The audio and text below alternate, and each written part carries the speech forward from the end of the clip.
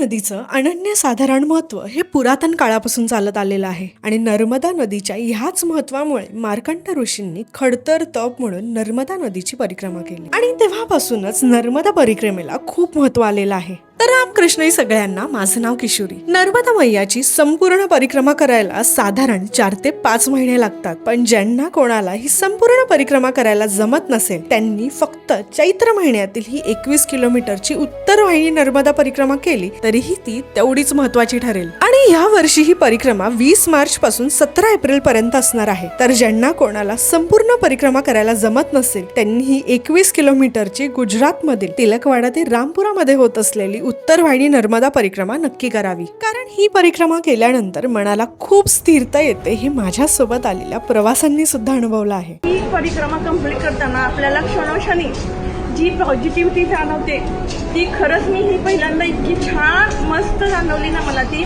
त्याबद्दल तिचे खूप मनापासून आभार आहेत। अगदी शास्त्रोक्त पद्धतीने त्यांनी आम्हाला मार्गदर्शन केलेले आहे। अगदी पोट आणि मन दोन्ही तृप्त झालं, समाधान झालं मनाचं। Kudos to Kishori and team, thank you. त्यामुळे या वर्षी जर तुम्हाला देखील ह्या उत्तर वाहिनी नर्मदा परिक्रमेसाठी माझ्यासोबत जॉईन करायचं असेल तर अधिक माहितीसाठी दिलेल्या नंबरवरती कॉन्टॅक्ट करा। बोला नर्मदे हर।